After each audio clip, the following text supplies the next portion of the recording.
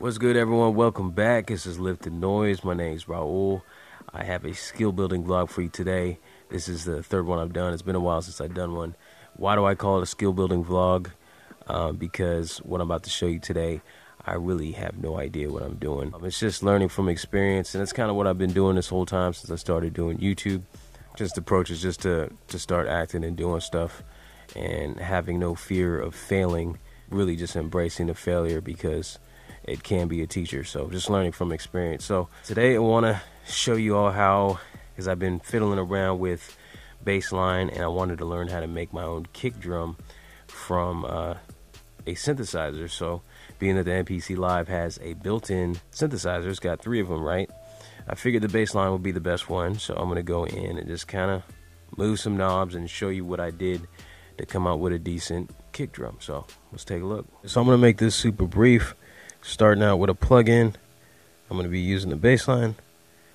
Going into menu, program, edit. So the first thing I want to do is I'm going to change my waveform. And of course, I can experiment with this, but I want to start with a sine. I think this is a good place to start from. Also, I have this key range, or this frequency range is a bit low, so I'm going to switch over just so I can kind of monitor what I'm doing. I'm going over to pad bank C, so I'm kind of more in the frequency range of what a kick drum would be. So this is my sound now. Next thing I'm going to do is I'm going to shorten the amp decay.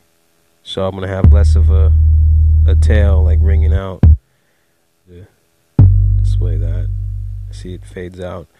Initially, by default, it'll just ring out as long as you it'll ring out as long as you hold it down. So it's getting shorter as I shorten the amp decay.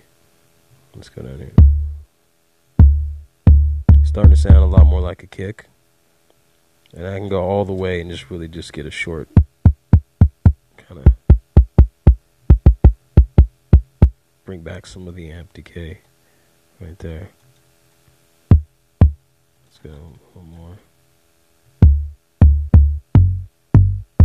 It makes me think of like somewhat of an 808, the 909. Okay. From here, I was messing around with the pitch mod. I couldn't articulate exactly what it is. I kind of feel like it's adding a higher pitch to the attack. Could be way off. So that versus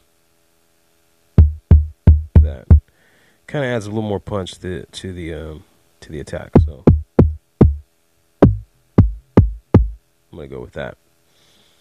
Okay, so just to keep this real simple, there are some other things I could mess around with, but I feel like the most effective thing from here, now that I have a sound that sounds relatively like a kick, I have a compressor in here.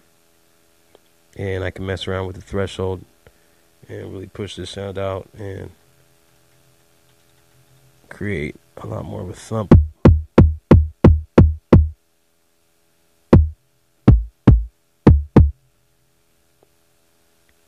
Could adjust the output.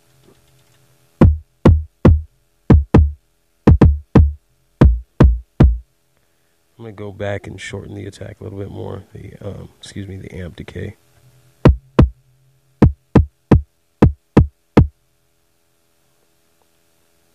Mess around with the threshold a little bit more.